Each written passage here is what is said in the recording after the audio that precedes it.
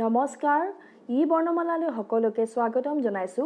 আজি আমি আলোচনা কৰিম present continuous tense past continuous tense আৰু ফিউচাৰ কন্টিনিউয়াছ টেন্স ইতিমধ্যে আগৰ এটি ভিডিঅ'ত আমি simple present tense simple past tense আৰু সিম্পল ফিউচাৰ টেন্সৰ বিষয়ে আলোচনা কৰিছো আৰু যদিহে আপোনালোকে ভিডিঅ'টি চোৱা নাই তেনেহলে ডেসক্ৰিপচন বক্সত লিংক দিয়া আছে চাব পাৰিব আশা কৰো ভিডিঅ'টি শেষলৈকে চাব পোনপ্ৰথমতে আহিছো আমি what is present continuous tense what is past continuous tense and what is future continuous tense present continuous tense refers to an action or condition which is happening right now yet কোৱা হৈছে যে present continuous tense এনেকুৱা এটা কাৰ্য বা অৱস্থাক বুজায় যেটো বৰ্তমান ঘটি আছে বা চলি আছে যদিহে বৰ্তমান সময়ত কোনো এটা কাৰ্য চলি থাকে বা ঘটনা এটা ঘটি থাকে হেতুৱে হ'ব present continuous tense এটা एग्जांपल দিয়া হৈছে উদাহৰণ দিয়া হৈছে The baby is crying. ইয়াতে কোৱা হৈছে যে কেঁচুৱাটোই কান্দি আছে আমি বুজি পাইছো যে কেঁচুৱাটোৱে কন্দা প্ৰক্ৰিয়াটো এতিয়া চলি আছে আৰু সেই কাৰণে এটো প্ৰেজেন্ট কন্টিনিউয়াছ টেন্স হৈছে আৰু আমি যদি কওঁ হিহতে দৌৰি আছে আৰু তেতিয়া হলে হ'ব যে হিহতে দৌৰা কামটো বৰ্তমান চলি আছে আৰু সেই কাৰণে এটো কি হ'ব প্ৰেজেন্ট কন্টিনিউয়াছ টেন্স হ'ব নেক্সট আহিছো পাষ্ট কন্টিনিউয়াছ টেন্সলৈকে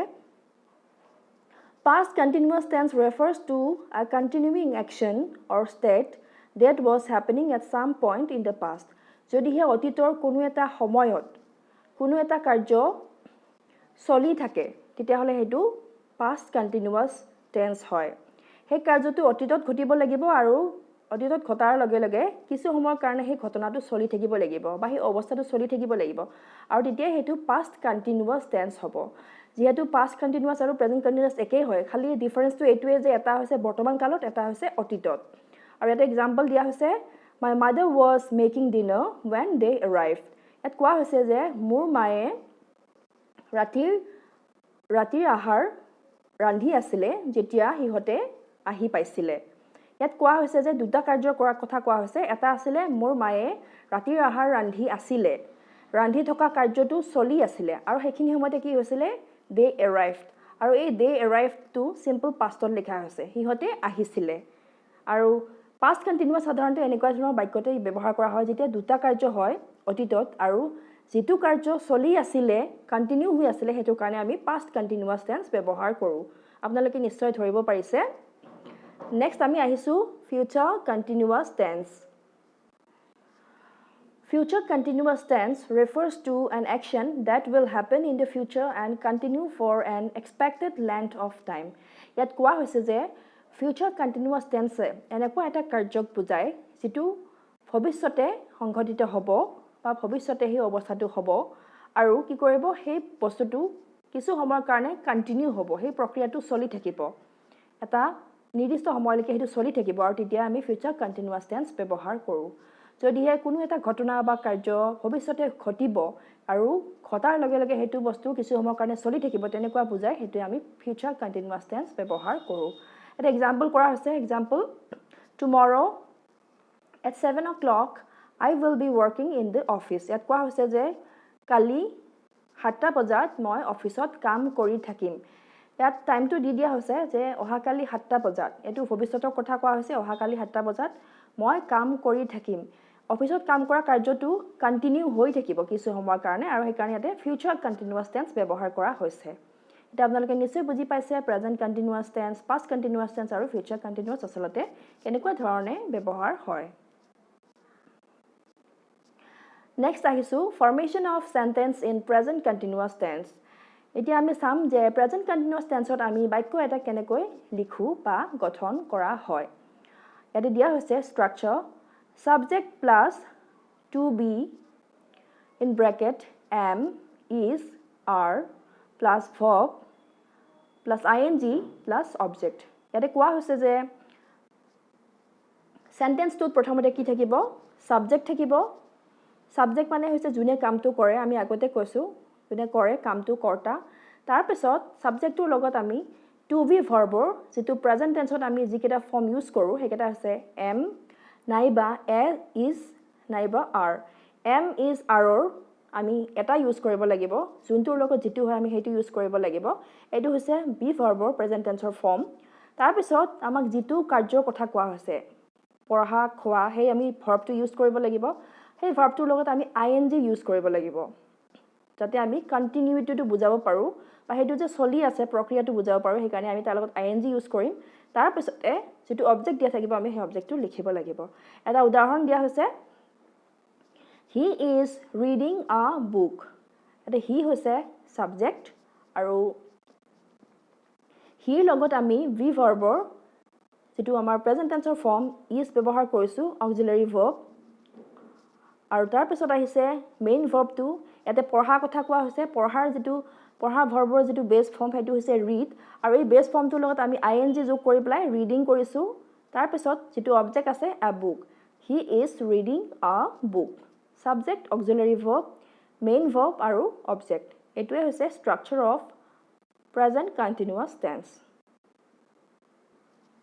ইয়াতে আমি দেখিলো যে আমি ইয়াতে হিৰ লগত ইজ ব্যৱহাৰ কৰিছো এতিয়া আমি চাম আসলতে আমি কাৰ লগত কি ব্যৱহাৰ কৰিব লাগিব I হৈছে first person singular number প্ৰথম পুৰুষ একবচন I বা মই আৰু তাৰ লগত সদায় প্ৰেজেন্ট টেন্সত কি হয় am ব্যৱহাৰ কৰিব লাগিব I am হ'ব I am reading a book আমি তেনেকুৱাকৈ লিখিব লাগিব ঠিক তেনেদৰে যদি হে first person plural number হয় we হয় তেতিয়াহলে we লগত কি হ'ব are হ'ব আৰু second person singular number plural number দুয়োটাতে you হয় আৰু দুয়োটাৰ লগতে are use হ'ব ঠিক তেনেদৰে they third person plural number হিহতে তেওলোকে তাৰ লগত are use হ'ব they are you are তেনেকৈ use হ'ব তাৰ পিছত third person singular number he teo she tai বা যিকোনো মানুহৰ যদি এজন ব্যক্তিৰ নাম থাকে ৰাহুল বা যদি আমি কওঁ যে কুকুৰটো the dog এইবোৰৰ লগত আমি কি কৰিব লাগিব is ব্যৱহাৰ কৰিব লাগিব এটা নিশ্চয় বুজি পাইছে কাৰ লগত কি ব্যৱহাৰ হ'ব আৰু এনেদৰে আমি প্ৰেজেন্ট কন্টিনিউয়াছ টেন্সত বাক্য এটা গঠন কৰিব লাগিব নেক্সট আহিছো পাষ্ট কন্টিনিউয়াছ টেন্সৰ সেন্টেন্স স্ট্ৰাকচাৰলৈ সাবজেক্ট প্ৰথমতে থাকিব তাৰ পিছত আমি সাবজেক্ট প্লাস to be আৰু ইন ব্ৰেকেট দিয়া আছে was or were তাৰ পিছত আছে verb plus ing plus object এটা এক্সাম্পল এটা দিয়া হৈছে he was reading a book he হৈছে subject was আমি ইয়াতে লিখিছো কাৰণ to be verbৰ যেটো past tenseৰ form সেই দুটা হৈছে was নাইবা were কৰবাত was use হ'ব আৰু কৰবাত were use হ'ব আৰু আমি he লগত ইয়াতে was use কৰিছো he was তাৰ পিছত যেটো মেইন ভাৰ্ব হৈছে হেতু হৈছে read আমি read to base formত use কৰিছো read তাৰ পিছত তাতে ing আহি গল সেই কাৰণে reading হৈ গল he was reading আৰু তাৰ পিছত আমি লিখিছো object a book he was reading a book এতে was reading টো এইটো বুজাইছে যে হেতু পাষ্টত বস্তু এটা কন্টিনিউ হৈ আছিল ঘটনা এটা কন্টিনিউ হৈ আছিল বা চলি আছিল এতিয়া আমি চাম was আৰু were কাৰ কাৰ লগত ইউজ কৰা হয় প্ৰথমতে আহিছো I he she I মই তেও নাইবা তাইৰ লগত সদায় was ইউজ হ'ব আমি I were বুলি নকওঁ I was বুলি কম he was she was আমি তেনেকৈ ইউজ কৰিম আৰু তাৰ পিছত we লগত were ইউজ হ'ব আৰু you লগত সদায় were ইউজ হ'ব আৰু they লগতো were ইউজ হ'ব they were we were তেনেকৈ ইউজ হ'ব এটা আপোনালোকে নিশ্চয় ধৰিব পাৰিছে past continuous tenseত আমি বাক্য এটা কেনেকৈ গঠন কৰিম নেক্সট আহিছো formation of sentence in future continuous tense future continuous tenseত আমি কেনেকৈ স্ট্ৰাকচাৰটো এটা সেন্টেন্সৰ স্ট্ৰাকচাৰটো আমি গঠন কৰিম ফাৰ্স্ট আহিব subject plus to be verb in bracket shall or will plus be plus verb plus ing plus object example এটা দিয়া হৈছে he will be reading a book ইয়াতে he হৈছে subject প্ৰথমতে আমি subjectটো লিখিব লাগিব তাৰ পিছত আমি কৈছো যে to be verbৰ shall or will আমি যেহেতু আমি ফিউচাৰটো বুজাব লাগিব ফিউচাৰ বুজাবৰ কাৰণে আমি হয় shall নাইবা will ব্যৱহাৰ কৰিম আৰু he লগত will ব্যৱহাৰ হৈছে ইয়াতে তাৰ পিছত আমি be will be আমি তেনেকৈ লিখিব লাগিব যাতে আমি কন্টিনিউইটি বুজাব পাৰো ফিউচাৰত যেটো কন্টিনিউ হ'ব তেনেকুৱাকৈ বুজাব পাৰো সেই কাৰণে আমি he will be লিখিছো তাৰ পিছত আহিছে যেটো মেইন verb তাৰ লগত আমি ing যোগ কৰি লিখিছো read reading he will be reading হৈ গল তাৰ পিছত আহিলে অবজেক্টটো you will be reading a book তেও কিতাপ পঢ়ি থাকিব আৰু হেতু বুজোৱা হৈছে ইয়াতে সাবজেক্ট অক্সিলাৰি ভাৰ্ব আৰু অবজেক্ট আৰু present tense past tense future tense তিনিটাতে আসলতে কি হৈছে সাবজেক্ট অক্সিলাৰি ভাৰ্ব আৰু অবজেক্ট তেনেকৈ ব্যৱহাৰ হৈছে ইয়াত খালি আপোনালোকে এইটোৱে চাব লাগিব যে আমি প্ৰেজেন্ট টেন্সত কি কৰিছো am is are ইউজ কৰিছো পাষ্ট টেন্সত আমি was were ইউজ কৰিছো আৰু ফিউচাৰত আমি কি কৰিছো shall be will be হেতু ব্যৱহাৰ কৰিছো বাকি যেটো কন্টিনিউমিৰ কাৰণে আমি যেটো ing ইউজ কৰিছো হেতু তিনিওটাতে আছে হেতু তিনিওটাতে থাকিব আৰু এতিয়া আমি চাও যে আমি shall আৰু will কত ইউজ কৰিম I নাইবা we লগত shall হ'ব I shall we shall তেনেকৈ ইউজ হ'ব তেনেদৰে you লগত will হ'ব you will be তাৰ পিছত he she আৰু any person যদি কাৰোবাৰ নাম দিয়া থাকে তেনেহলে তাৰ লগত কি হ'ব will হ'ব আৰু their লগতো will হ'ব এইখিনিয়ে formation of sentence in present past and future continuous tense next how to use present continuous tense এতিয়া আমি চাম যে আমি present continuous tense আমি আসলতে কেনেদৰে ব্যৱহাৰ কৰো পোন প্ৰথমতে আছে for an action or condition happening now যদি হে কোনো এটা ঘটনা বা অৱস্থা বৰ্তমান ঘটি থাকে বা চলি থাকে আমি তেতিয়া কি কৰিম present continuous tense ব্যৱহাৰ কৰিম এটা উদাহৰণ এটা দিয়া হৈছে I am learning English grammar মই ইংলিশ গ্ৰামাৰ শিকি আছো মই ইংলিশ গ্ৰামাৰ শিকি আছো হে কাৰ্যটো এতিয়া চলি আছে আমি তেনেকুৱা ক্ষেত্ৰত আমি প্ৰেজেন্ট কন্টিনিউয়াস টেন্স ব্যৱহাৰ কৰো সাধাৰণতে প্ৰেজেন্ট কন্টিনিউয়াস টেন্স আমি বুলি আমি কিতিয়া গম পাওঁ যেতিয়া at the moment now এইবোৰ শব্দ ব্যৱহাৰ কৰা হয় এতিয়া বৰ্তমান হেনেকুৱা ধৰণৰ শব্দ ব্যৱহাৰ কৰা হয় তেতিয়া আমি গম পাওঁ যে ঘটনাটো এতিয়া চলি আছে মই ইংলিশ গ্ৰামাৰ শিকি আছো এই কাৰ্যটো এতিয়া চলি আছে সেই কাৰণে এটো প্ৰেজেন্ট কন্টিনিউয়াস টেন্স হৈছে তাৰ পিছত আছে for planned future action যদি হে ভৱিষ্যতৰ কোনো এটা কাৰ্য আমি প্ল্যান কৰি থৈছো আমি পৰিকল্পনা কৰি থোৱা আছে তেতিয়াও আমি কি কৰো প্ৰেজেন্ট কন্টিনিউয়াস টেন্স ইউজ কৰো যদিও ঘটনাটো ফিউচাৰ টেন্সৰ হয় ভৱিষ্যতে হ'বহে কিন্তু আমি হেতুত কি কৰিম প্ৰেজেন্ট কন্টিনিউয়াস টেন্স ইউজ কৰিম এটা এক্সাম্পল দিয়া হৈছে I am going to Shillong next Friday ইয়াত কোৱা হৈছে যে মই অহা শুকুৰবাৰে শিলঙলৈ যাম ইয়াতে অহা শুকুৰবাৰে শিলঙলৈ যাম হেতু এটা ভৱিষ্যত কালৰ কথা ভৱিষ্যতৰ কথা কোৱা হৈছে কিন্তু আমি যেহেতু প্ল্যান কৰি থৈছো আমাৰ পৰিকল্পনা কৰি থোৱাই আছে হেতু ফিক্সড মই যাম সেই কাৰণে কোৱা হৈছে I am going তেনেকৈ ইউজ কৰা হৈছে কন্টিনিউয়াস টেন্স ইউজ কৰি পেলাই ইয়াত লিখা হৈছে আৰু এনেদৰেও প্ল্যান্ড ফিউচাৰ একচনত প্ৰেজেন্ট কন্টিনিউয়াস টেন্স ব্যৱহাৰ কৰা হয় নেক্সট আইছো how to use past continuous tense আমি past continuous tense আমি কেনেদৰে ইউজ কৰো ফাৰ্ষ্টতে আছে for an ongoing action in the past যদি হে অতীতত কোনো এটা কাৰ্য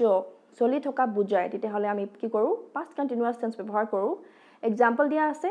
the children were doing their homework when their mother arrived ইয়াত কোৱা হৈছে যে the children were doing their homework ল'ৰা ছোৱালী কেইটাই তাহাতৰ গৃহ কাৰ্য কৰি আছিল when their mother arrived যেতিয়া সিহঁতৰ মাক আহি পাইছিল আৰু ইয়াতে দুটা কাৰ্য আসলতে কোৱা হৈছে এটা হৈছে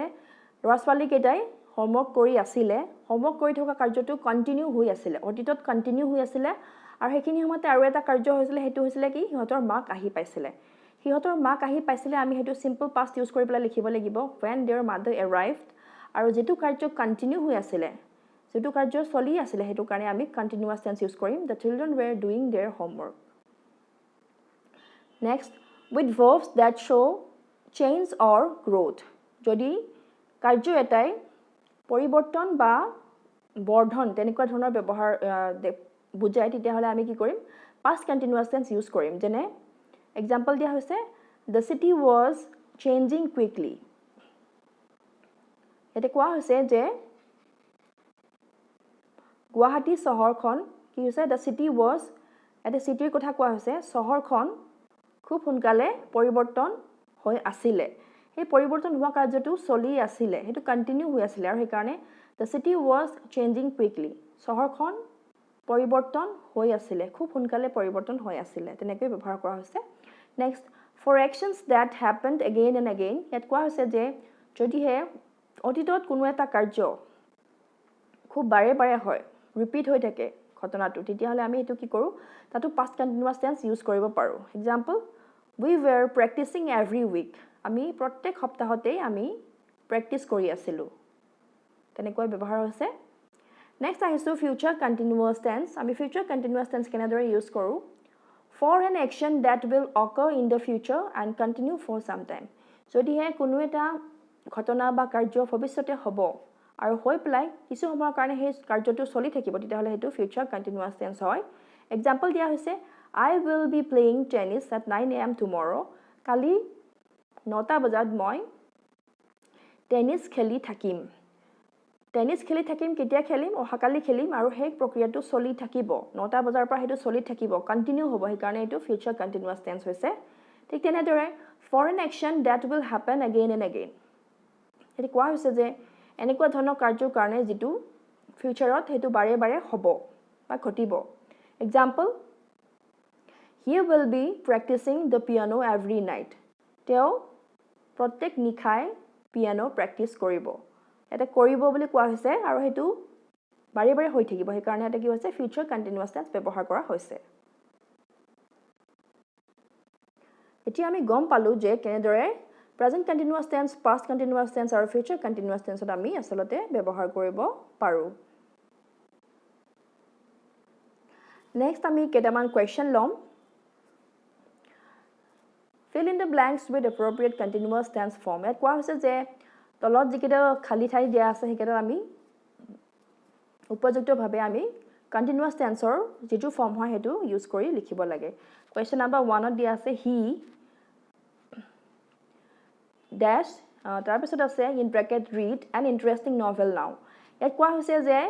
an interesting novel now এটা নাও শব্দটোৰ পৰা আমি বুজি পাইছো যে এই কাৰ্যটো চলি আছে এতিয়া চলি আছে আৰু সেই কাৰণে এটো কি হ'ব present continuous tense হ'ব আৰু ইয়াৰ আনসাৰটো আমি কেনেকৈ লিখিব লাগিব যেহেতু ব্ৰেকেটত read verbটো দিয়া আছে আৰু সেই কাৰণে he হৈছে হিৰ পিছত আমি is ইউজ কৰিম he is তাৰ পিছত reading ing আহিব he is reading an interesting novel now তেনেকৈ লিখিব লাগিব Number 2 the boys তাৰ পিছত in bracket আছে play in the field when it started to rain ইয়াত কোৱা হৈছে যে when it started to rain